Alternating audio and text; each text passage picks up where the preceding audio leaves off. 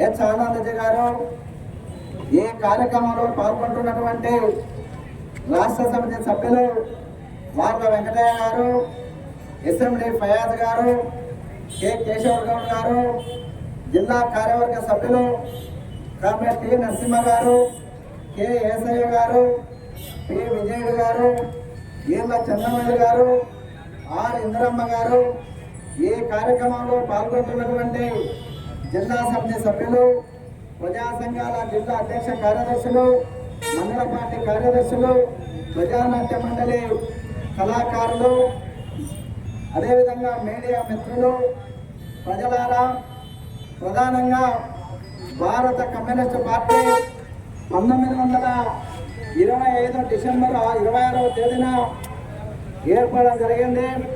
ఉత్తరప్రదేశ్లోని కాన్పూర్ పట్టణంలో communist party ఏర్పడడం జరిగింది.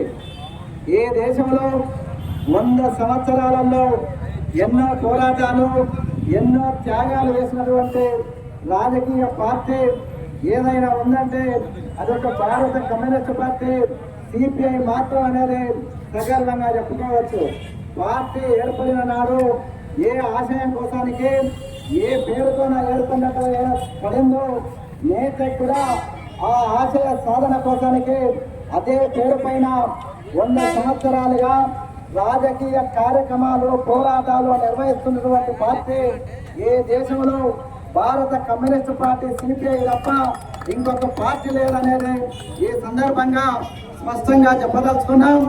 మన పార్టీ ఈ దేశంలో ప్రజల బాగు కోసానికి, పేద ప్రజల యొక్క అభివృద్ధి కోసానికి, ఏ సమాజంలోనే ఉద్యోగస్తుల కోసానికి, వ్యాపారస్తుల కోసానికి, సకల జనుల కోసానికి, దున్నే వానికి భూమి కావాలని, రాజరికం అంతం కావాలని, ప్రథమంగా ఈ దేశానికి సంపూర్ణ స్వతంత్రం కావాలని పిలిపించే పోరాటం చేసినటువంటి పార్టీ ఒక భారత కమ్యూనిస్టు పార్టీ సిపిఐ మాత్రమే.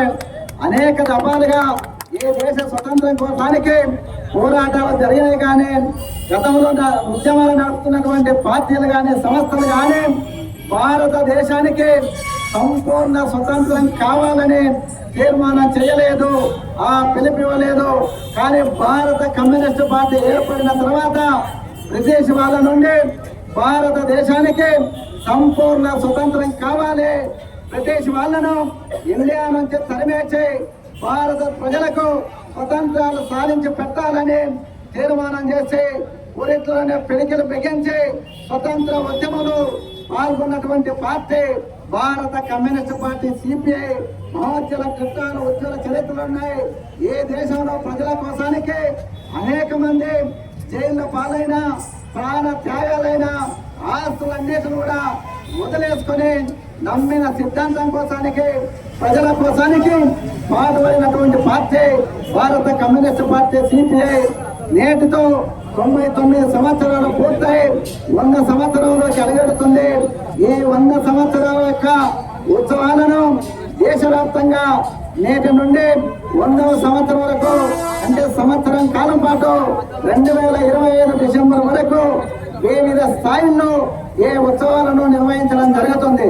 కమ్యూనిస్టు పార్టీ ఏ పార్టీ అయినా పుట్టవచ్చు. అనేక పార్టీలు ఏ దేశంలో పుట్టినాయి, అధికారంలోకి వచ్చినాయి. కానీ కమ్యూనిస్టు పార్టీ అధికారం లేకున్నా, ఎన్నడూ కూడా ఈ దేశాన్ని ఏలకున్నా, ఈ దేశ ప్రజల కోసానికి నిలిపినకుండా నిస్వార్థంగా పోరాటాలు చేస్తున్నటువంటి పార్టీ కమ్యూనిస్టు పార్టీ మాత్రమే.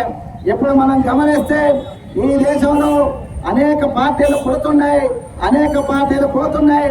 అధికారం ఉంటే మాత్రమే ఆ పార్టీలు తమ యొక్క రాజకీయ కార్యక్రమాలను కొనసాగిస్తున్నారు. అధికారం కోల్పోయిన తర్వాత పార్టీలు కనుమరుగవుతున్నాయి. కానీ కమ్యూనిస్టు పార్టీ ప్రజలకు ఏ మాట చెప్తుందో, ఏ సిద్ధాంతం కోసం నిలబడతామని పార్టీ ఏర్పడినాడు రాసుకున్నామో ఆ సిద్ధాంతాన్ని యొక్క పోరాట అమలు కోసానికి పోరాటం చేస్తుంది. ఏ రోజు కమ్యూనిస్టు పార్టీ బలహీన పడితే ప్రజల యొక్క గొంతుగా బలహీన పడుతుంది. ప్రజల యొక్క సమస్యలు ప్రశ్నించే వారు కరువైతున్నారు. మనం బాగా గమనిస్తే అనేక సంవత్సరాల కాలంలో ప్రజలకు సమస్యలు పరిష్కారం కాకుండా మిగులుతున్నటువంటి పరిస్థితిని ఈ రోజున్నటువంటి రాజకీయాల్లో మనం గమనించాలి.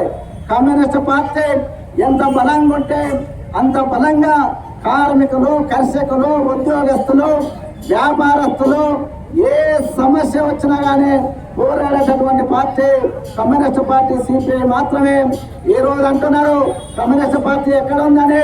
కమ్యూనిస్ట్ పార్టీ ఈ ప్రపంచంలో భూమి ఎంతవరకు ఉందో అంతవరకు ఉన్నటువంటి ఏకైక పార్టీ కమ్యూనిస్ట్ పార్టీ ఎర్రజెండా మాత్రమని చెప్పగలం.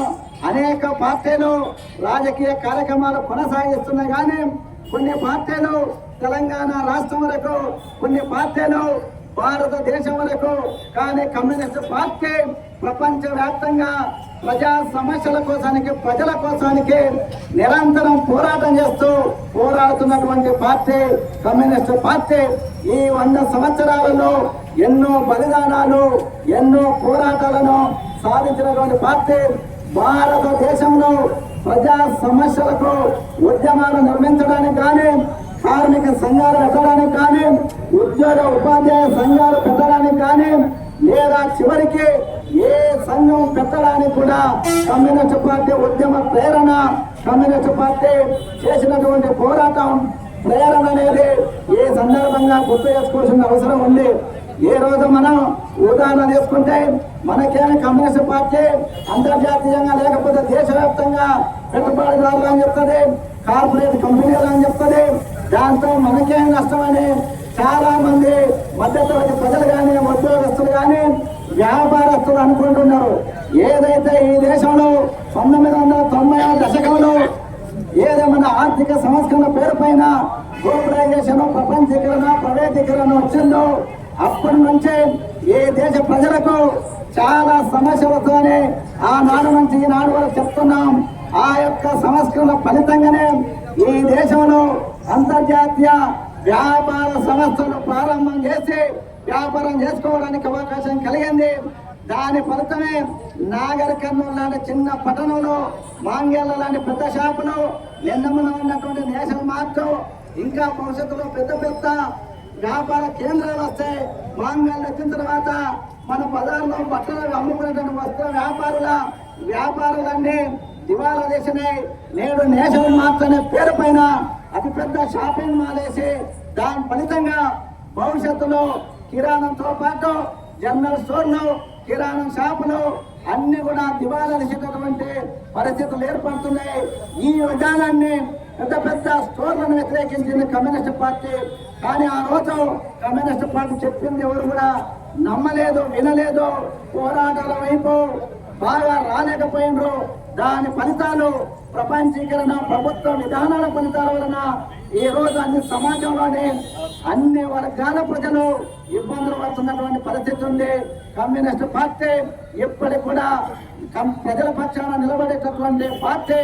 ఈ రోజు ఈ దేశంలో అధికారంలో ఉన్నటువంటి పార్టీ ఈ దేశ ప్రజల ప్రయోజనాల కన్నా మతం పేరు పైన ఓట్ల రాజకీయంగానే, లేకపోతే ఈ దేశంలో తమ అధికారాన్ని సుస్థిరం చేసుకోవడం కోసానికి సమాజంలో మతం పేరు పైన విభజన రేఖ తీసుకురావడం జరుగుతుంది.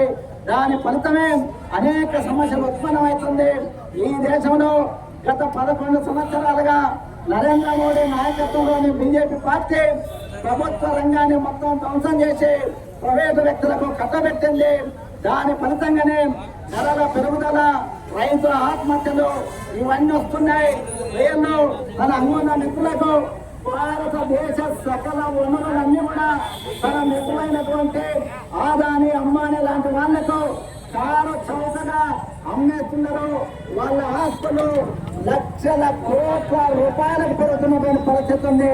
వీటన్నిటినీ ఈ 100 సంవత్సరాల కమ్యూనిస్ట్ పార్టీ పోరాట స్ఫూర్తితోన ఈ దేశ ప్రజలకు రక్షణగా, ప్రజా సమస్య పరిష్కారం కోసానికి నిలబడి పోరాటం చేసిన బాధ్యత కమ్యూనిస్ట్ పార్టీ కార్యకర్తల పైన ఉంది. ఈ యొక్క జెండాను ఈ రోజు మన చేతులు వేసినటువంటి మహానుభావులు అనేక మంది ఆస్తులు, ప్రాణాలు, జైల్లో ఉడిపోయేలు కూడా లెక్కగట్టకుండా పోరాడి ప్రజా సమస్యల పరిష్కారం చేసిండ్రు.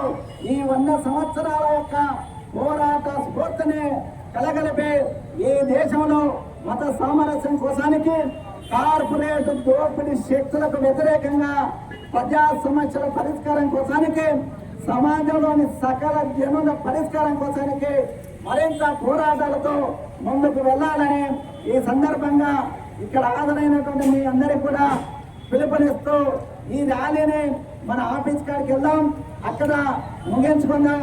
ఈ కార్యక్రమంలో హాజరైనటువంటి మీ అందరికి కూడా ధన్యవాదాలు తెలియజేస్తూ నాకు ఈ అవకాశం ఇచ్చినటువంటి అధ్యక్ష వర్గానికి మరియు మీ అందరికీ కూడా ధన్యవాదాలు సెలవు తీసుకుంటుంది.